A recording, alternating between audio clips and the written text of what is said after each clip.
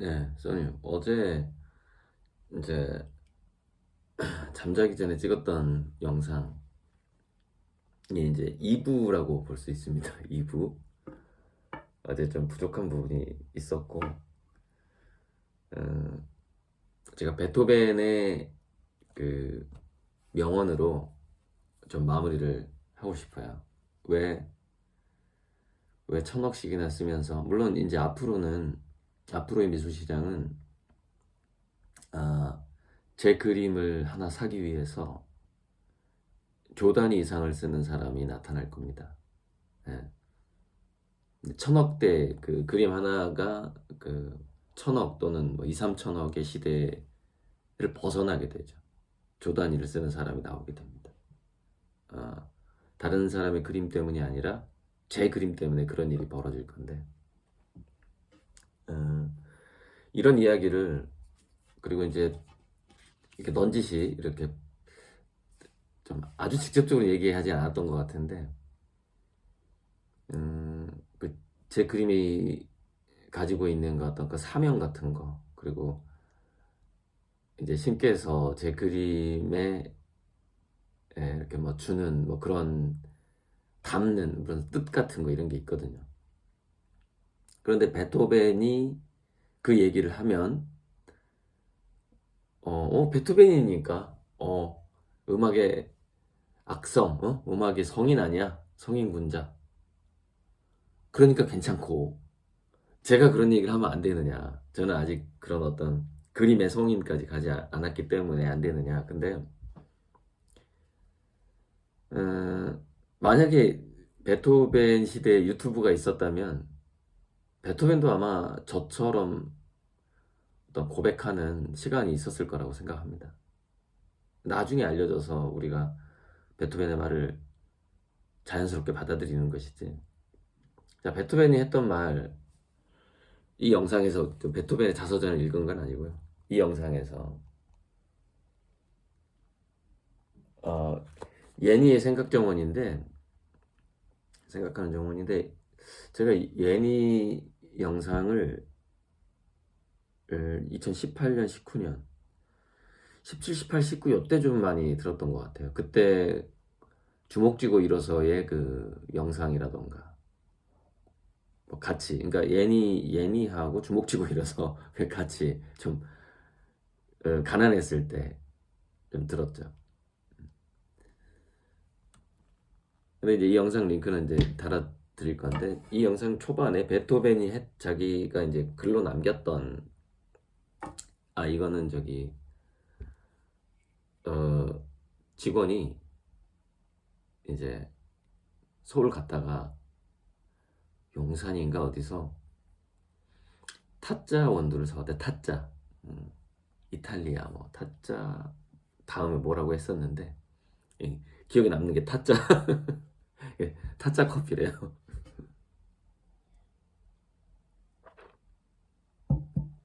타짜 원두를 한번 갈아봤고요. 야, 그래서 잠깐만. 자, 베토벤이 뭐라 그랬냐면은 한번 읽어볼게요. 길어가지고 제가 적어놨어요. 다 외울 수가 없어서. 나는 나는 나의 예술 속에서 다른 누구보다도 내게 더 가까이. 잠깐만, 뭐 하나 빼먹었네. 나는 나의 예술 속에서 신이라고 들은 것 같은데.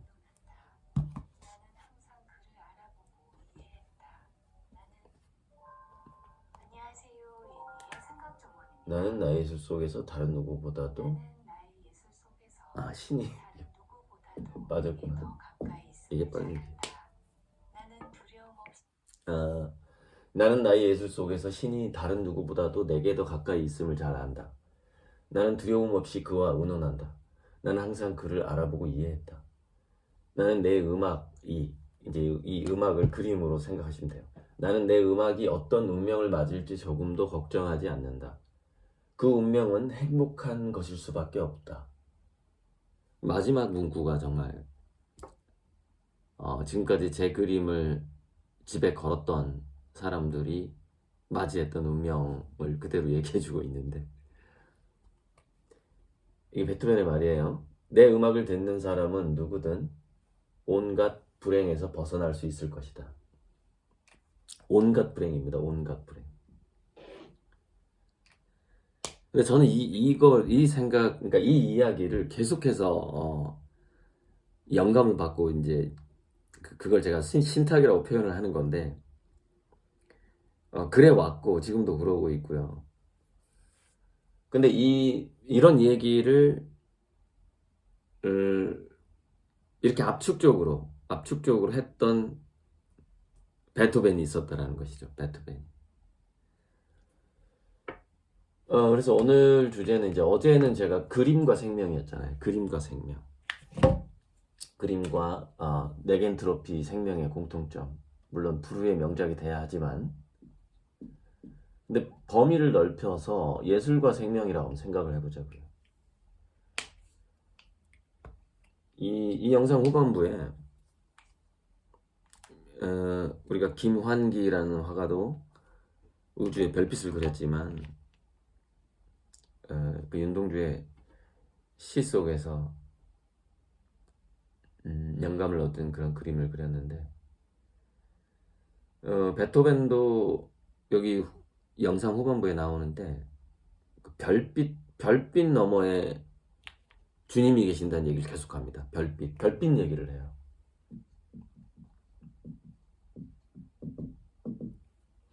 그런데 이 별빛을 얘기하면서 작곡을 하나 합니다. 합창. 9번 교향곡인가요? 여기 이제 영상에 나오는데 제가 이 노래를 굉장히 많이 불렀어요. 왜냐면 이게 찬송가였거든요. 제가 교회에서 성가대였었잖아요. 찬송가 제목이 생각 안 나는데 이제 이렇게 시작해요. 기뻐하며 경배하세 영광 내주 하나님. 이게 이제 딴딴딴딴, 이게 아주 그 성가대 경험이 계신 분들은 뭐 한두 번쯤 노래를 불러봤을 그 우리 예배 시간에 중간에 이렇게 딱 찬양의 시간 해가지고 많이 불러봤을 노래죠. 근데 그 합창이 담고 있는, 원래 베토벤이 그 합창이라는 노래를 작곡을 할 때 그 환희의 송가라고 하던 거예요. 아무튼 그 가사 내용까지 제가 몰랐다 이 말이에요. 그 찬송가로 더빙했다고 해야 되나, 아무튼 그 곡만 차용한 거죠, 교회에서. 그것만 들어봤는데, 그런데 뭐 베토벤의 원래의 그 합창의 뜻과도 그렇게 그 찬송가가 그렇게 거리가 멀지는 않는 것 같아요. 계속해서 주님을 찾아요. 베토벤 합창에서도. 그런데 베토벤의 그 가사를 들어보니까 이 합창이 별빛들의 합창인 거예요. 직접 한번 평가를 해보세요. 그래서 정말로 우리 생명의 세포는 별빛들이 없으면 생존할 수가 없다니까요. 그리고 그 출발 자체가 별에서 출발한 거고, 그래서 우리 생명을 스타더스트라고 하는 거예요. 별 먼지라고 하는 거예요. 그래서 별빛들의 합창이구나. 별빛들의 합창. 그 베토벤이 저 별빛들 너머에 주님이 느껴지지 않는가, 뭐 이런 얘기를 했던 게 그냥 합창이 아니라 저 별빛들을 하나의 악보로 보았고, 우주를, 그 합창을 작곡을 한 거구나. 밤하늘을 보면서 이제 그런 생각이 들었어요. 그래서 이제 오늘은 어쨌건 이제 제가 여기서 우리 아미고님들한테 선언을 하는 건 뭐냐면, 별빛들의 합창이라는 개념으로 그림을 그리지 않았는데 합창이라는 시리즈를 새로 그리기 시작하려고 그래요. 본격적으로 제가 이 베토벤의 이 말을 그림에 담을까 합니다. 이 합장은 이제 물론 해달별, 해를 작게 그리면 별이 되는 거니까. 예전에 누가 그랬어요. 뭐 제가 지구라든가 이렇게 행성도 별이라고 얘기하니까 막 따지는 거야. 별은 태양만 별이에요. 누가 댓글로 따졌던가. 아무튼 태양만 별이고 이 지구는 별이 아니고 행성이라는 거야. 아니 그러면은 어린 왕자라는 동화책 안 읽어봤어요? 거기 어린 왕자의 별이라고 표현을 하잖아. 별. 그리고 지구도 지구별이라고 그러잖아. 그러니까 행성도 이 달도 우리가 별로 느껴지는 거죠. 왜? 햇빛을 받아서 반짝거리니까. 그래서 반짝거리는 그게 반사가 됐든 자체 발열이 됐든 뭐 발광이 됐던 간에 반짝거릴 수 있는 것, 반사할 수 있는 것을 다 별이라고 보는 거 아닙니까? 네. 자, 우리 인간은 뭐예요? 신의 별빛을 받아서 생성이 됐고 그 신의 빛을 반사라도 해야죠. 반사라도. 자체 발광은 아니더라도. 그죠? 그런 의미에서 우리 모든 인간들도 별이라고 볼 수가 있는 것이죠. 그런 의미에서. 아무튼 어떤 신의 속성도 갖고 있긴 하지만 모든 인간들이. 그래서 해달별, 뭐 은하수 이런 것들을 지금까지 제가 쭉 표현을 했는데 이것을 베토벤의 합창하고 연결짓진 않았거든요. 이런 컨셉이 되게 중요한데 이게 한번 이렇게 별들의 합창이다. 우리 그 지구의 생명하고 우리의 의식 모든 것들이 별들의 합창이로구나 하면서 합창 시리즈 이제 부제가 뭐 합창 뭐 화천대유는 아닐 것 같고 합창 또 부제가 달리겠죠. 그럼 이제 합창 시리즈가 등장을 하게 되는 거고 그 합창 시리즈에는 베토벤의 말이 담기는 거죠. 제 그림에. 한 번 더 읽고서 2부는 좀 짧게 끝내는 게 나을 것 같습니다. 자, 그림으로 음악을 바꿉니다.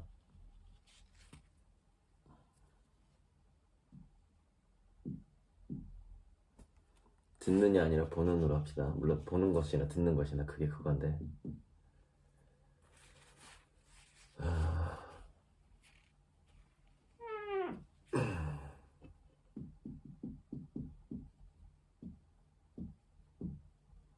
제가 베토벤의 합창에서 영감을 받아서 참 이거는 이 옷은 그 노랑 태양 화천대유 그릴 때 묻은 거예요. 그때 그러니까 이게 굉장히 그림은 딱 빌 받았을 때 이렇게 딱 붓이 섰을 때 막 그려야 되거든요.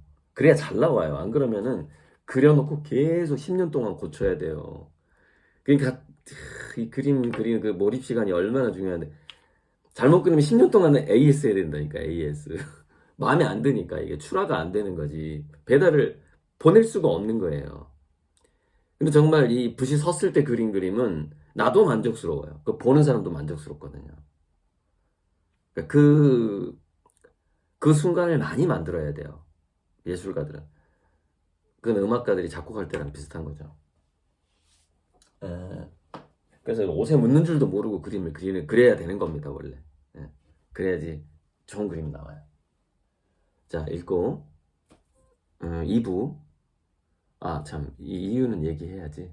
자, 그러면 왜 사람들이 지금 이 시대에 제가 알기로는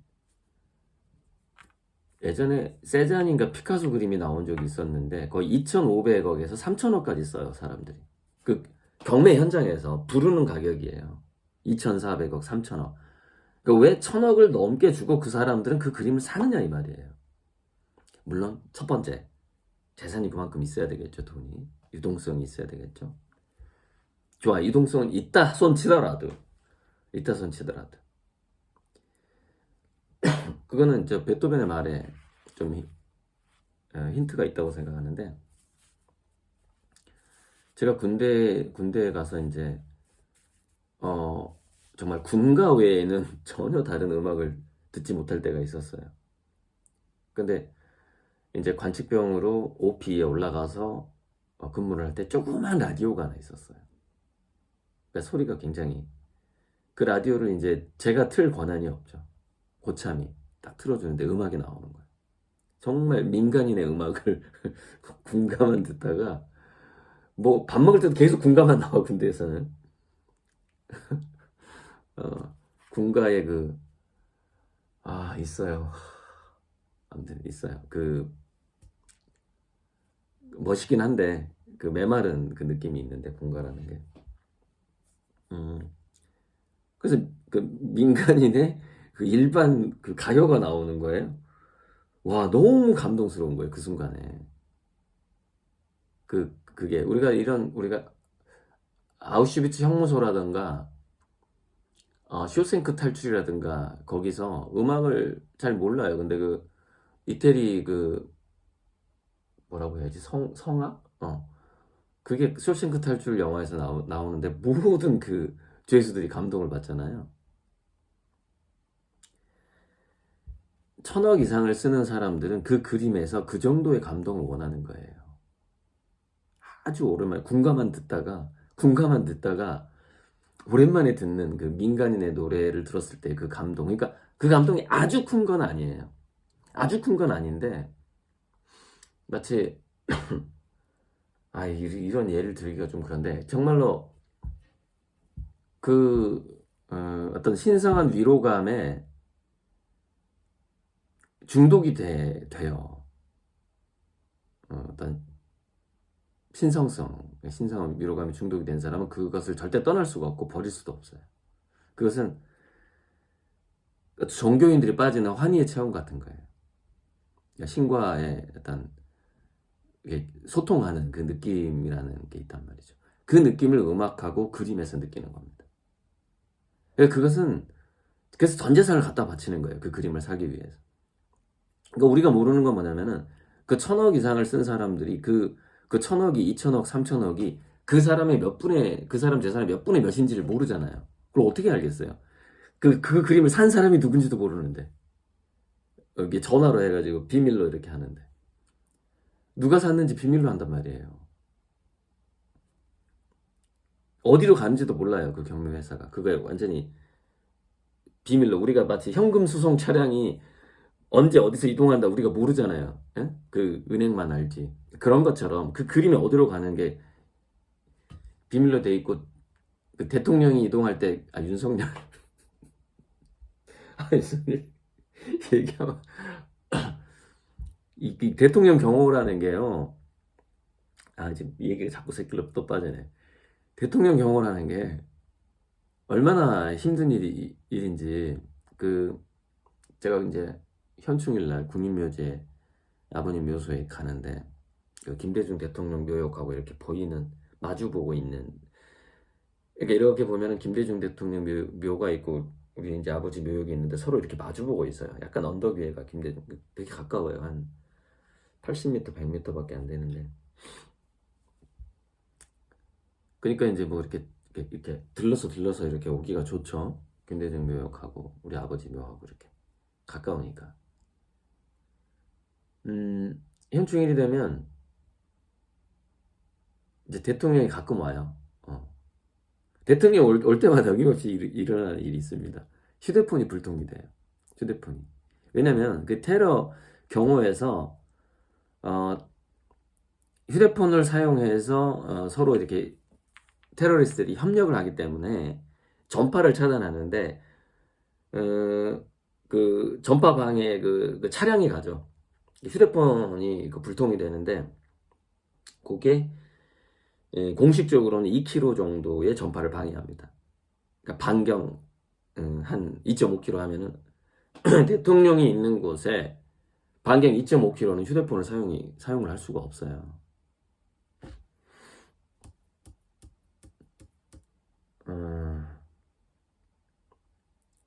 그거를 용산 시민들이 얼마나 자주 그 주변에 그걸 겪어야 할지 나는 그게 걱정이 되는 거죠. 휴대폰이 불통이 된다니까요. 기본권이 무시가 되는 겁니다. 왜? 경호권이 우선이에요. 국가안보의 차원으로 들어가기 때문에.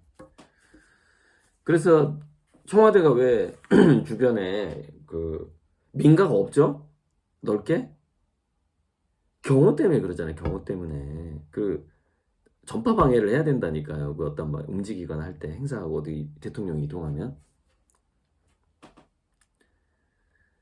그뿐만 아니라 교통 통제. 예, 아무튼 그만 얘기할까? 그 부분은. 그래서 음, 근데 졸속으로 처리할 수 없는 부분이고 그 대통령 경호가 1중, 2중, 3중으로 한단 말이에요. 근접, 중간 경호, 외곽 경호. 그래서 제, 제 친구도 대통령 수행을 해봤지만은 현재 우리 직원도 특전사 할 때 공수부대 특전사에서 예전에 대통령 경호 요원을 훈련을 받았고 삼청동인가 어딘가에서 근무를 했었대요. 그래서 그 얘기를 쭉 해주는데 그게 이제 외곽 경호가 3중, 4중입니다.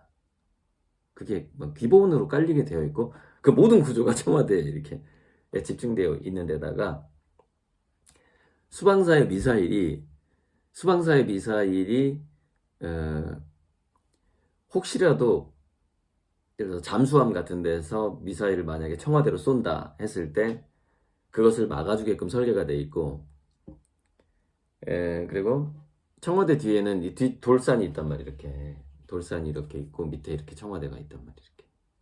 그래서 북쪽에서 날아오는 미사일과 포탄은 다 이 돌산이 막아주게 돼 있어요. 여러분 그 무시무시한 벙커버스터라는 미사일이 있는데 영상 같은 경우에는 북한에서 고사각으로 벙커버스터를 쏴버리면 박살이 납니다. 그 벙커 아무 의미가 없어요. 땅속으로 2, 30m 들어가서 폭발해버린단 말이에요. 그게 벙커버스터잖아요. 그런 아주 기본적인 무기예요. 그러니까 풍수지리상 만약에 내가 청와대를 들어가는 게 이게 안 돼. 청와대 운이 다 했어. 뭐 그런 얘기를 저도 하루 전부터 들어봤는데 그렇다면 좀 더 합리적인 대안을 찾아야 돼요. 영사는 미사일 공격에 완전히 노출돼 있고 문제는 뭐냐 대통령이 거기 있기 때문에 주변 민가의 오폭으로 인한 유사시에 정말로 지금 남북 관계가 막 엉망으로 돌아갔을 때 얘긴데 유사시에 시민들이 피해를 보잖아요. 서울 시민들이 자기가 표적이 됨으로써 컬레터럴 데미지라고 그러잖아요. 컬레터럴 데미지. 컬레터럴 데미지가 일어나는 걸 생각을 한번 또 해봐야죠. 전파 방해가 가장 물론 우선적으로 이제 전파 방해를 경험하게 될 겁니다. 그러니까 얼마나 짜증나는지 휴대폰이 불통이 된다니까요. 대통령이 왔다가 가는 동안 휴대폰을 쓸 수가 없는데 그게 한 1시간 정도 됩니다. 저는 현충일날 국립묘지에서 이걸 자주 경험했습니다. 그 전파 방해. 그 전파 방해가 공식적으로는 반경 5km인데 8km에서 10km까지 통화가 안 되기도 해요. 그러면은 이거 뭐 영산이 문제가 아니에요. 뭐 그런 일들이 벌어질 수 있다 얘기예요. 경호상. 이건 얘기하고 좀 끝내야 돼. 어디까지 얘기했더라 아무튼. 그래서 합창을 합창을 해봐야죠. 합창을 그려볼 겁니다. 그래서 우리의 몸과 영혼 자체가 별빛들의 합창이고 그 별빛들을 악보로 해서 아름다운 음악을 이 우주에 펼치는 분이 바로 그 하나님이고 신이고 뭐 그런 느낌의 되게 정말 은혜로운 그림을 합창이라는 컨셉으로 그 베토벤의 관점으로 자 베토벤이 귀가 먹었는데도 그 합창이라는 노래를 작곡할 수 있었던 거는 뇌 안에서 이미 그 시뮬레이션이 끝나기 때문에 그렇죠. 그러니까 진짜 귀로는 안 들리지만 베토벤은 그 자기 마음의 귀, 영혼의 귀로는 굉장히 그 음악이 잘 들리는 거죠. 그래서 얼마든지 작곡이 가능한 것이죠. 들을 수도 있어요, 실제로는. 우리 인간도 그 얀톤의 실명이라는 게 있는데 기존의 데이터 가지고 물건들을 인식하는 거죠. 마치 그 시각장애인들이 공간 지도를 머릿속에 갖고 있는 거랑 비슷한 거죠. 그런 느낌으로 충분히 작곡이 가능하죠. 자, 읽어보고 마무리를 짓겠습니다. 이거는 베토벤이 하는 말이 아니라 제가 하는 말입니다. 이제 나는 나의 예술 속에서 신이 다른 누구보다도 내게 더 가까이 있음을 잘 안다. 나는 두려움 없이 그와 의논한다. 나는 항상 그를 알아보고 이해했다. 이해한다. 이해한다로. 근데 이게 참 기분 나쁘게 들을 분도 계신데 어쨌건 간에 이해한다는 빼고 싶어요. 솔직히 의논은 합니다. 의논은 해요. 이해한다라는 게 좀 너무 건방진 표현이라서 자, 아무튼 베토벤의 말인데 읽으니까 이해를 해주세요. 나는 내 그림이 어떤 운명을 맞을지 조금도 걱정하지 않는다. 걱정하지 않는다. 그 운명은 행복한 것일 수밖에 없다. 내 그림을 보는 사람은 누구든, 여기에 이제 그 문구가 있어요. 다른 사람을 억누르는 어쩌고 저쩌고. 내 그림을 보는 사람은 누구든 온갖 불행에서 벗어날 수 있을 것이다. 자, 이게 이제 베토벤의 말을 인용한 그 고리들 그림에 대한 하나의 선언이자 화건이자 축복의 말이자, 베토벤이 이런 말을 했는데 고리들이 못할 이유는 없잖아요. 그래서 우리가 아름다운 음악을 한번 들어보고 싶다는 충동이, 어떤 사람은 그것이 1,000원짜리겠지만 또는 무료로 유튜브에서 전기세만 좀 내고 듣겠지만, 어떤 사람들은 그 음악을 1,000억을 주고 듣고 싶어 해요. 1,000억, 2,000억을 주고 그 신의 합창이 압축된 그림을, 자기가 봤을 때 빛들이 응집된 그 그림을 자기 거실에 걸고 싶어 하는 것이죠. 그래서 음악가들이 정말 그 노래를 듣고 싶다, 그 음악을 듣고 싶다라는 그 충동과 컬렉터들이 저 그림을 매일매일 보고 싶다라는 그 충동은 되게 비슷한 거예요. 비슷한데 단지 좀 돈을 많이 지불해야 된다라는 단점이 있습니다. 그림이라는 음악을 보기 위해서는 좀 그렇습니다. 그래서 제가 제 그림이 쌀 때 여러분들한테 그것도 100개월 할부로 걸 수 있는 기회를 드린 것이고, 그래서 저는 요새는 이제 제가 모든 작업을 혼자 하기 때문에 계속해서 늘 어깨와 팔이 아픕니다. 오른팔을 많이 쓰다 보니까. 그래서 이것도 샀어요. 이거 이 휴대용 이거, 여기를 항상 이렇게 해야 되니까 이걸 껴야 작동이 되는구나. 아무튼